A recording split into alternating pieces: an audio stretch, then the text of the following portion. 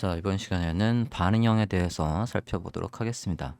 자, 반응형은 PC 화면에 이렇게 PC 화면이 있고 이 PC 화면의 너비를 줄여서 태블릿 구간으로 들어왔을 때 또는 핸드폰 구간에 들어왔을 때 내용이 가로 스크롤이 생기지 않고 요소들을 적당하게 요소들의 색깔이나 크기나 배치를 자유롭게 배치해서 요소들의 레이아웃을 변경해서 해당 태블릿이든 모바일에서도 내용을 보는데 큰 문제가 없게끔 최적화하는 테크닉이라고 보시면 되겠습니다.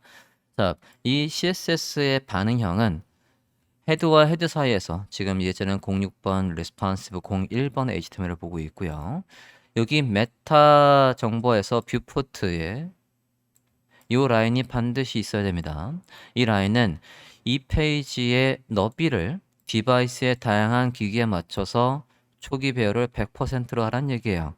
자, 디바이스라고 하면 그게 태블릿이든 모바일이든 여러분이 사용하는 태블릿과 모바일의 사이즈가 다 다르죠.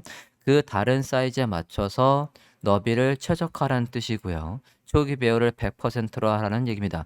만약에 이 설정이 없으면 HTML 시간에도 잠깐 설명을 했었지만 다시 한번 확인을 해볼게요.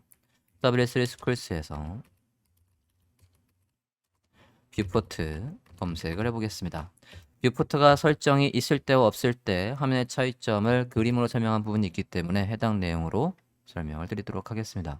자, 구글 검색을 했고요. 메뉴의 검색 결과 들어가 보도록 하겠습니다. 여기에서 뷰포트 이 설정 위드를 너비에 최적화해서 100%를 보여줘 요 얘기가 없으면 PC의 사이트를 모바일로 들어왔을 때 PC의 내용이 그대로 축소돼서 이렇게 깨알같이 보인다는 얘기예요. 이러면 글씨를 읽을 수조차 없습니다.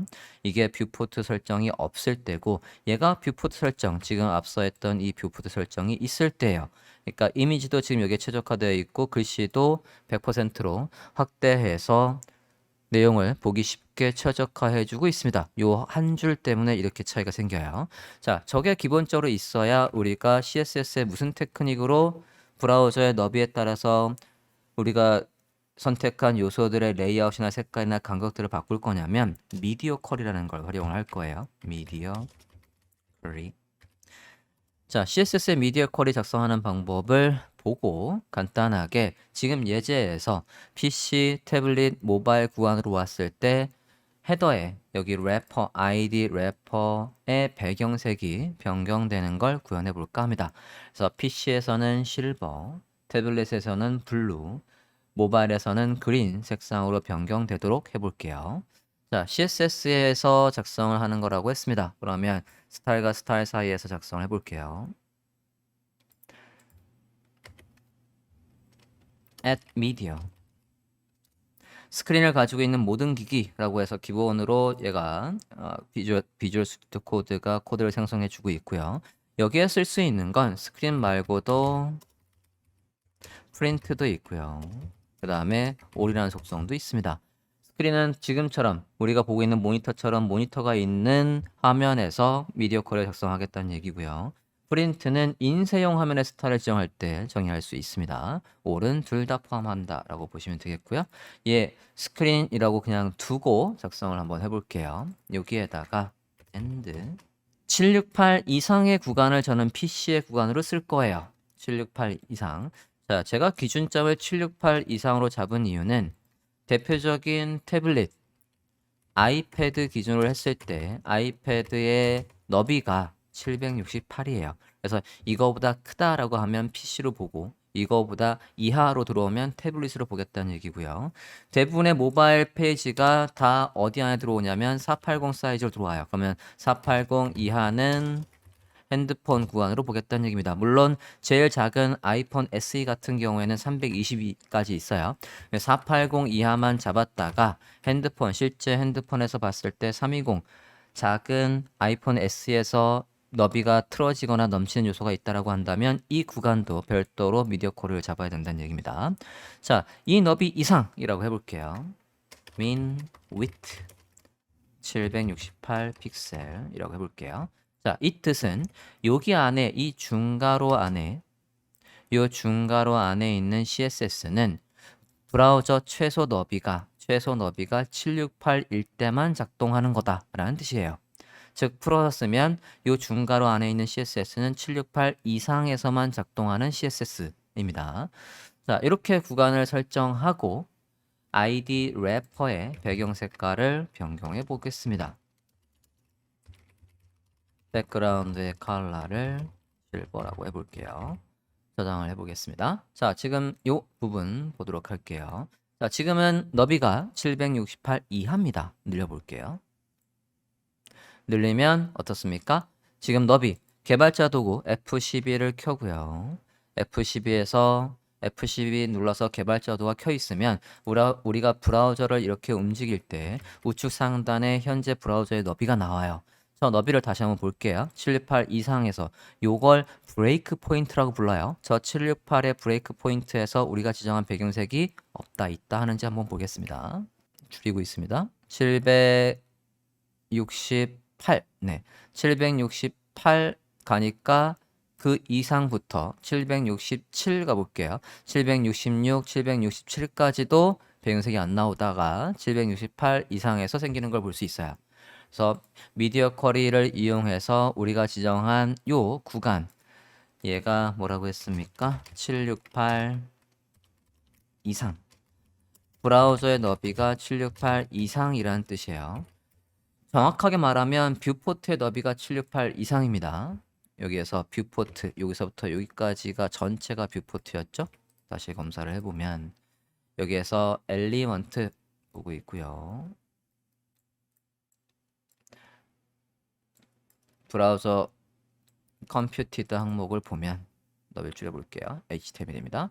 HTML에서 마우스를 이렇게 조절을 해보면 787이라고 했을 때 여기가 787. 그러니까 요게 뷰포트의 너비가 787일 때 라는 뜻이에요.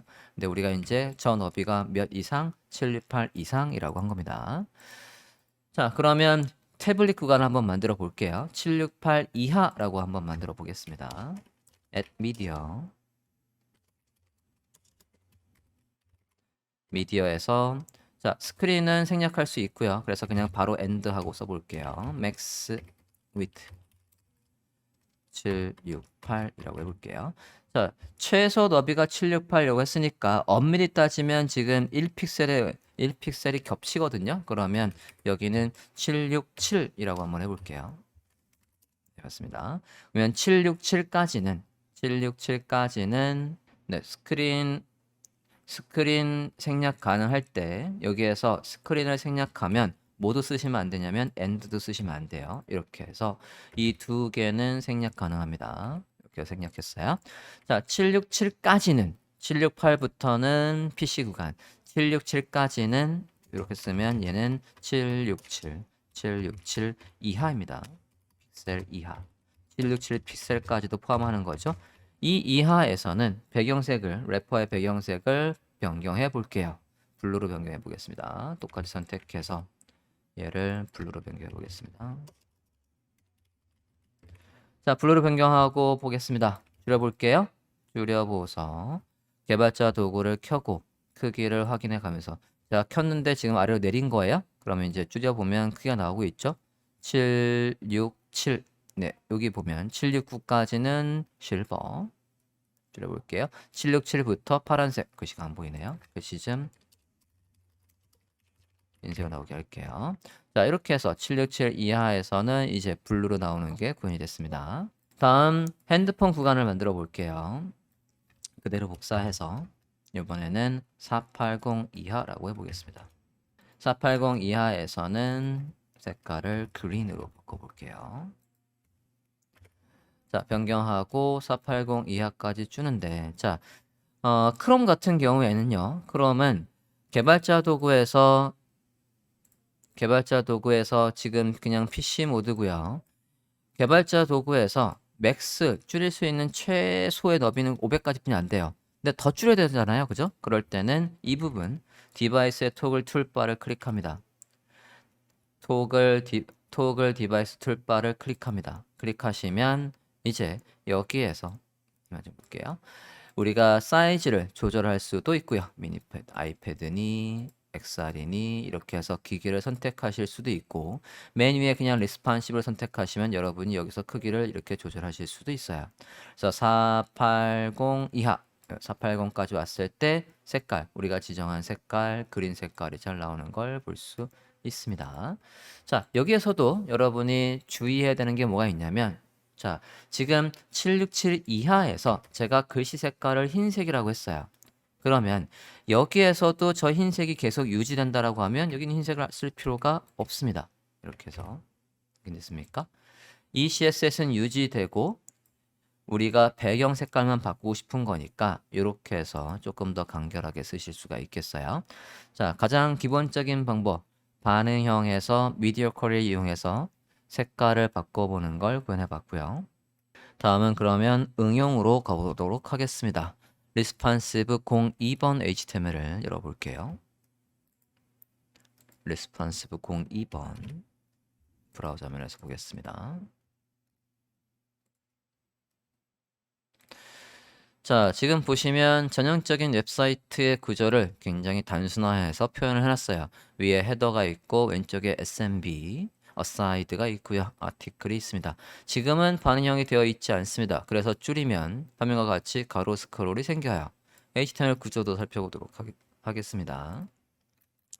HTML 구조 보면 위에 헤더 있고요. 섹션, 어사이드와 아티클을 품고 있는 섹션이 있고 부터가 있는 상태입니다. 그리고 전체를 감싸는 요소로 ID 래퍼가 있어요. ID 래퍼는 이 요소를 다 감싸는 요소니까 브라우저 화면에서 여기겠네요. 자, 이 요소의 너비가 지금 지정돼 있을 거고 화면의 가운데 있으라고 돼 있을 것 같아요. CSS에 가서 보면 ID 래퍼의 너비가 960이고 화면 가운데 있으라고 돼 있습니다.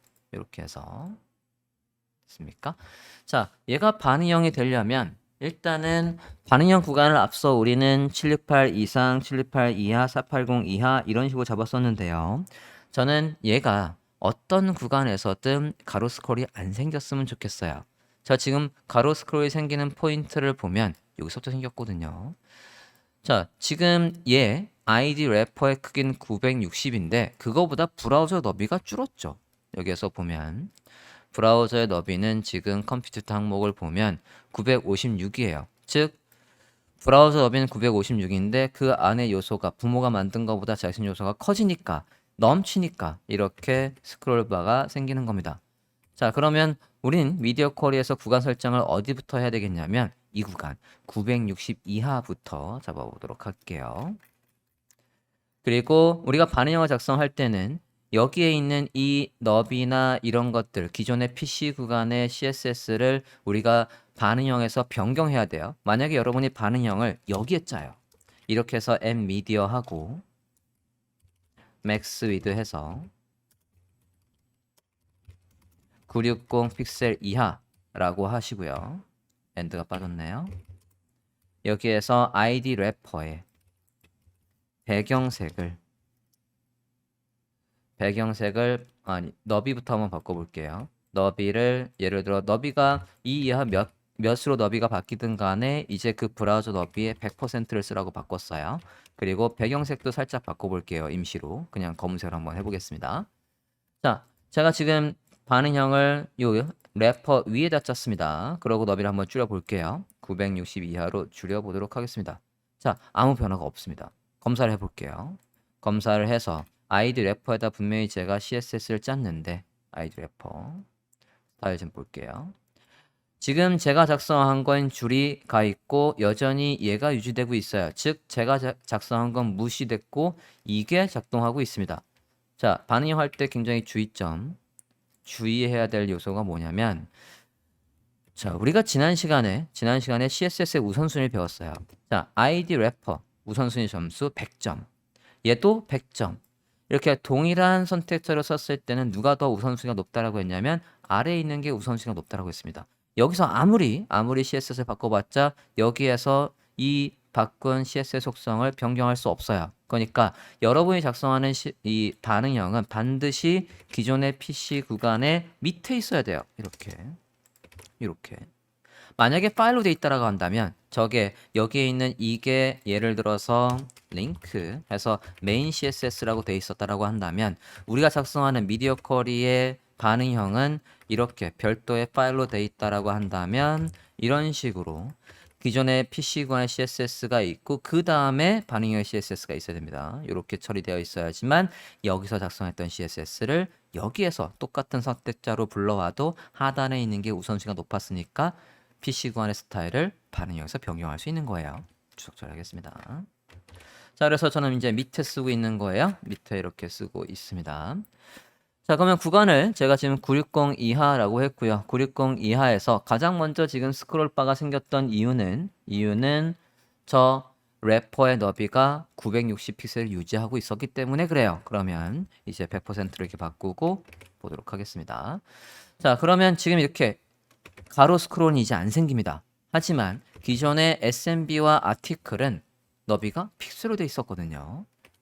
기존의 SMB의 너비가 몇이었는지 볼게요. 어사이드 너비가 350이었어요. 그리고 아티클의 너비는 550이었습니다.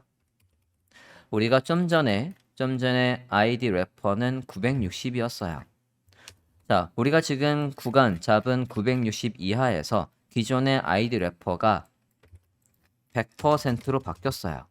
그러면 얘들도 퍼센트로 바꿔야 될 거 아닙니까? 기존의 960 픽셀에서 350의 비율로 크기를 차지하고 있던 녀석이 몇 퍼센트냐 이겁니다. 이거를 간단하게 산수를 해야 될 것 같아요. 얘는 350 나누기 960하고 그거의 비율을 확인하면 되겠죠? 계산기로 한번 해볼게요. 350 나누기 960 여기에 곱하기 100 하면 퍼센트가 나오는 거죠. 36.45 나오는데 그냥 절삭해서 36.4 반올림하면 그냥 5라고 해볼게요. 그러면 기존에 350이던 건 36.5%로 하고요. 550도 해볼게요. 는 57.2 그래서 얘는 57.2로 변경이 돼야 한대요. 자, 반응형에서는 기존에 픽셀로 돼 있던 걸 지금처럼 다 퍼센트로 변경을 해야 되는 겁니다. 자, 그럼 바꿔볼게요. 얘들이 기존의 픽셀을 유지하고 있으니까 지금 이렇게 여긴 좁아서 더 올라갈 수가 없어요 하고 지금 내려온 거란 말이에요. 자, 그러면 앞서 얘 SMB의 너비를 어떻게 했었는지 검사 좀 해볼게요. 검사를 해서 기존의 PC관에서 제 선택지를 어떻게 썼는지를 확인해야 되는 거거든요. 그러면 봤더니 그냥 어사이드 태그를 썼네요. 반응형을 할 때는 반드시 개발자 도구에서 기존의 이 요소를 어떻게 선택했는지 그 선택자를 그대로 쓰셔야 돼요. 그래야지 우리가 기존의 PC관의 선택자를 이길 수 있다고 했습니다. 써볼게요. 어사이드의 너비가 퍼센트 36.5로 변경되면 된대요. 편의상 한 줄로 쓰겠습니다. 얘의 width가 이렇게 해서 36.5라고 했고요. 그 다음에 아티클도 너비가 57.2로 변경돼야 한답니다. 선하고 보시면 이제 브라우저 너비가 줄어들 때 어떻습니까? 이렇게 해서 SMB와 아티클의 너비가 이제 퍼센트로 바뀌어 있기 때문에 넘쳐서 이제 아래로 내려오는 건 피할 수 있겠습니다. 자, 여기서 정리한 걸 보면 우리가 지금 했던 걸 정리해 보면요. 가장 먼저 해야 될 거는 전체 너비를 잡고 있던 요소의 너비를 퍼센트로 바꿔줘야 되는 겁니다. 그래서 브라우저 너비가 960 이하 몇이든 간에 이제 그 부모가 만들어준 너비에서 100%를 쓰라고 바꾼 거고요. 기존에 픽셀로 돼 있던 것들을 퍼센트로 바꿔야 된다. 맞습니까? 그리고 여기에서 혹시 해당 구간에서 누군가를 보이고 안 보이게 할 거면 디스플레이 난과 또는 블락으로 해서 안 보이던 걸 블락으로 보이게 할 수도 있고요. PC에서는 보이던 거를 모바일이나 태블릿에서는 안 보이게 하기 위해서 디스플레이 난을 할 수도 있습니다. 자, 이렇게 해서 간단하게 SMB와 아티클에서 가로 스크롤이 안 생기게끔 반응형을 해봤고요. 다음 시간에는 헤더 부분의 반응형을 03번 HTML에서 해보도록 하겠습니다.